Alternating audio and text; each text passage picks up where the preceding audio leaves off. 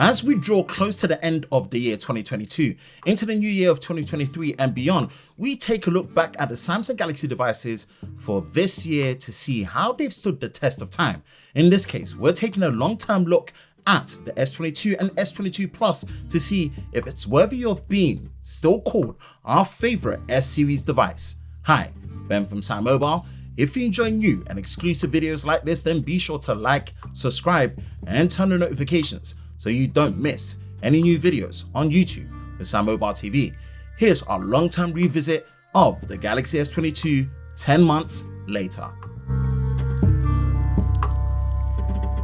When it comes to the overall design and build quality of the Galaxy S22, I still stand by this statement and say that this is the nicest S-series flagship device Samsung have made to date, and taking a step further in saying, this is the nicest phone I've had the pleasure of using on a daily basis. There's an intangible feeling of class and elegance when using the Galaxy S22, which hasn't been felt on a Galaxy S series device, in my personal opinion, since the days of old with the Galaxy S7 Edge. From the top tier materials being used such as Corning Gorilla Glass Victus Plus on the front and back, armor aluminium for the chassis, the nice buttons, the smaller but flatter, sharp, rounded edges, Samsung have really mastered the design and took what they started with the unique identity of the S21 series and really perfected it, and it still holds true. The clean-cut chamfered edges on the rear camera and the inner camera rings and how it sits above the frame, it's been an absolute pleasure using the S22 over a long term, and it really does feel like peak levels of Samsung design and build. There's really one area of the display experience we still think Samsung needed to have considered in adding, especially considering the MSRP asking price of the S22 Plus, especially that being the addition of QHD Plus and 90Hz. That being said, the achievement of creating a display so good that it looks beyond the outright numbers and features you would get from an Ultra device says a lot about how Samsung are really the kings of display. The 6.6-inch full high definition plus 120Hz adaptive dynamic AMOLED panel with the high brightness display output of 1750 nits is a joy to use, and what really takes it to the next level is the clean, fully symmetrical borders for the front display, and which adds a level of immersion and brings probably the best visual display experience so far from Samsung and even on any device. The sound quality, on the other hand, is great from the dual speakers still supporting Dolby Atmos and still aids towards a great loudspeaker experience.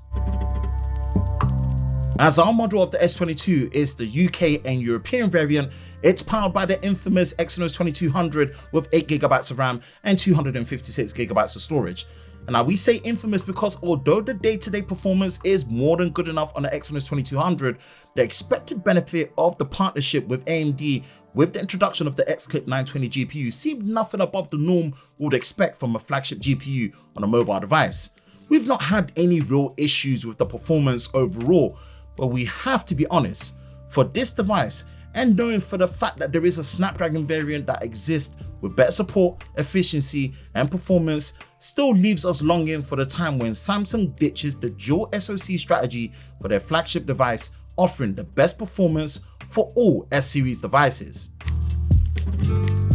When you consider how to describe the overall camera performance of the S22, the words are balanced, consistent across the board. This is mainly down to the revamp and change of the triple rear camera built around a new 50MP main sensor, a 12MP ultra wide, and a 10MP 3x optical zoom. The fact still remains that Samsung really does have the best edge detection for photos and even videos, which really makes it a joy when capturing photos in portrait mode for photos and also videos on all the lenses that support it. The video capturing experience, especially when shooting in 4K 30 frames a second, is still the best and the most seamless between all the lenses, including the selfie you'll get on any flagship device. The overall camera performance still holds up very well, and as decent as low light is, we would love to see an improvement overall here, especially also equally on the video experience when capturing in 4K 60 for a more seamless experience like you get in 4K 30. We still highly recommend you watch our detailed S22 camera comparison, but overall,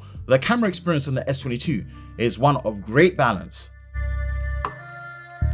The biggest long-term difference and advantage of the S22 right now is One UI 5 with Android 13. We still remember it like yesterday, the surprise of Samsung announcing support for 4 generations of Android software versions, which means the S22 should still end up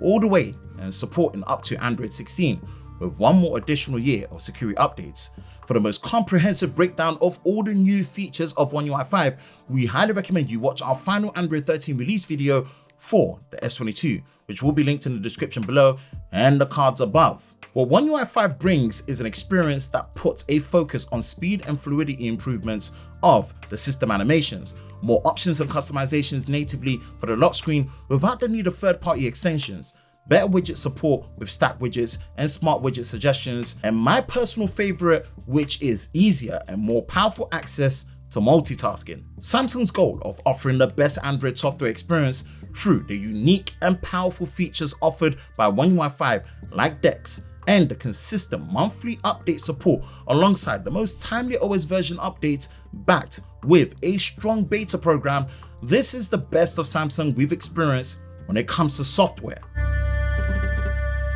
We've settled that the battery life on the Galaxy S22 Plus, if you use screen on time as a metric of measurement, is on or around 4 to 6 hours, and on the S22 is between 3 to 4 hours. And this really comes down to using and sticking to 4G while using as much Wi-Fi as possible, as 5G still takes a bigger hit to battery life than expected.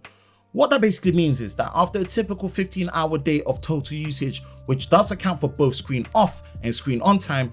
would be left with around 10 to 20% of battery on the S22 Plus, with 8 to 12% of battery on the S22. As much as we're okay with the charging speeds offered on the S22 Plus from 0 to 100% charge, we were still expecting the return of 45-watt super fast charging 2.0 to have a bigger impact in reducing the time taken to charge the S22 Plus's 4,500 mAh battery to 100%, which means we still stand by our original results that using the 25-watt charger is the best option, as the difference between the charging speeds compared to the 45-watt charger is very, very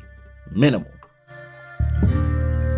To wait or not to wait? That is the question when considering the Galaxy S series device, when there is high potential the replacement is only a few months away. But if we take that question out of the way and focus on whether we still think the S22 is our favorite Galaxy S series device for 2022, then we have to say that that is still the case. If you've been using the S22 Plus or S22 long term, let us know your experience with it in the comment section below.